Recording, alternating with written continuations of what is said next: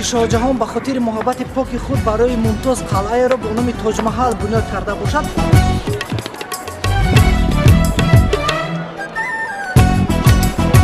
दिल्ली हिंदुस्तान की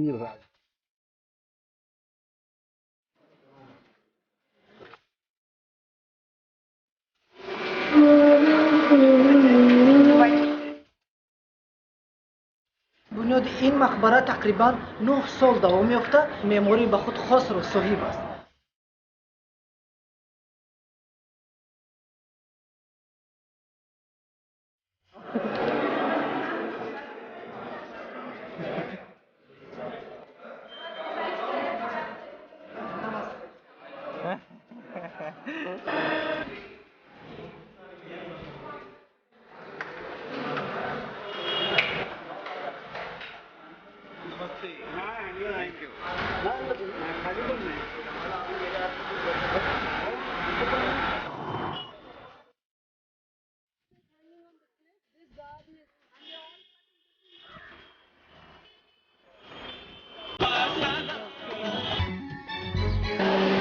ҳиндустон аз он кишварҳое ба шумор меравад ки дӯстдорони филмҳои он на танҳо дар тоҷикистон балки дар тамоми ҷаҳон аст. ва ҳоло инҷо ба нигоргирӣ як филми ҷараён дорад ки лаҳзаи онро тамошо хоҳем кард.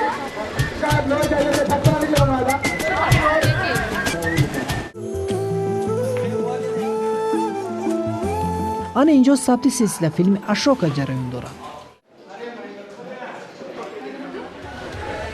барои суҳбат намудан бо қаҳрамони асосии силсила филми ашока мо хеле интизорӣ кашидем, зеро халал расонидан ба ҷарони сабти филм бароямон халалёбии ахлоқи касбӣ буд.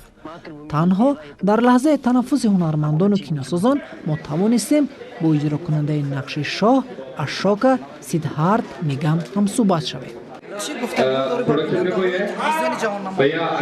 саломи пур аз муҳаббати худро тариқи шабакаи шумо ба тамоми мардуми тоҷик мерасонам.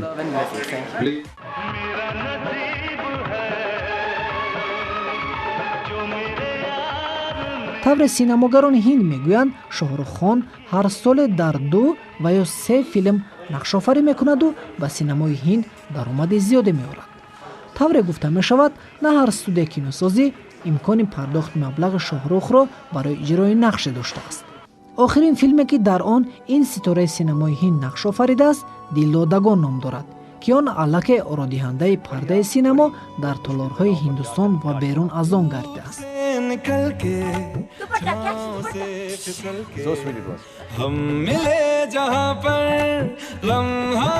шоҳрух дар мусоҳибааш доири ин филми нақш иҷро кардааш самимӣ, воқеӣ ва заминӣ арзёбӣ кардааст. Climbing up that mountain was very difficult. It was just a piece of rope, and then we had to be that led.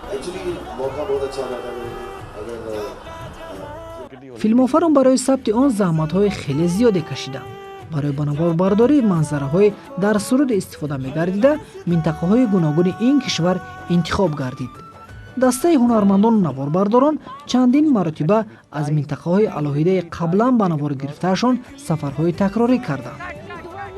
Our lips are only not opening. They're not opening only. There's no lip sync only. But it was great fun. It looked spectacular. агар дақиқаҳо дар мавриди синамои ҳинд ҳарф занему онро шарҳу тавзеҳ намоем шояд каме кунад. танҳо аз ин макон истеҳсоли филмҳои ҷадидеро дар оянда низ интизорем. мо бо ҳамин сайри худро аз шаҳри Мумбай анҷом дода онро дар минтақаи саёҳии машҳури Гоа идома хоҳем дод.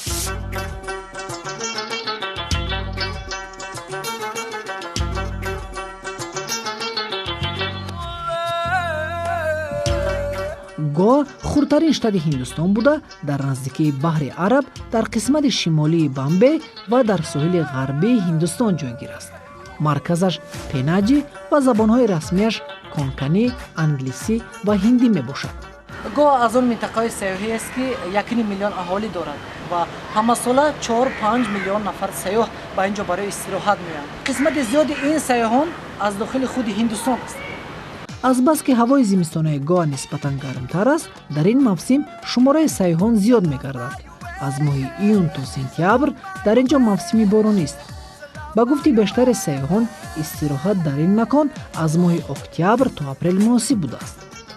ҳарорати ҳаво дар ин ҷо мӯътадил ва дар тобистон аз 20 то 41 дараҷа ва дар зимистон бошад аз 13 то 31 дараҷа мерасад. дар гузашта қисмати зиёди Ҳиндустон дар ҳукмронии Британияи Кабир буд, ки давомнокии он 150 сол тӯл кашид. вале қисмати Гоа дар давоми 450 сол ба португалҳо тааллуқ дошт. аз ҳамин ҷост ки сохти биноҳо санъати меъмории португалҳоро пеши назар меорад. бесабаб нест ки мардуми Ҳинд штати Гоаро Португалияи хурд меноманд. 450 сол қабл замоне ки Португалия як қисмати Ҳиндустонро забт карда мегирад, ин мадрасаро бунёд мекунад. ин бузургтарин ибодатхона на танҳо дар Панаҷи, балки дар тамоми Осиё аст.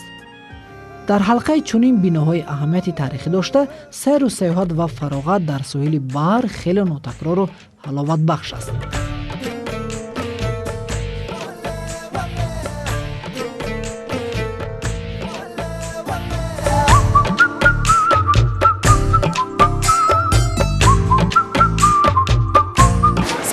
намудан дар соҳили баҳр бисёр ҳам ҷолиб, махсусан дар Гоа хеле ҳам машҳур аст. чун ин ҷолибият аст, ки ҷаҳонгардонро аз тамоми гӯшаю канори сайёра вохӯрдан мумкин аст.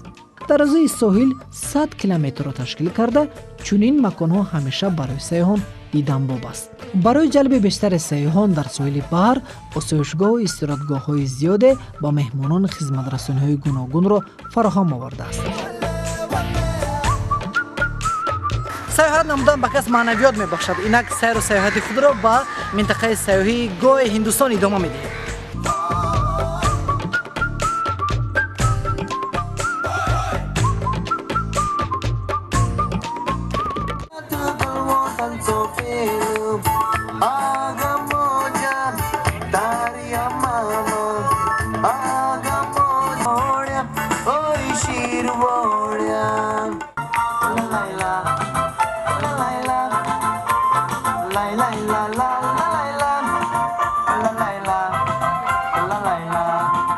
барои он ки Ҳиндустонро хубтар шиносед, ин ҷо 1 сол зиндагӣ бояд кард, мегӯянд худи ҳиндиён.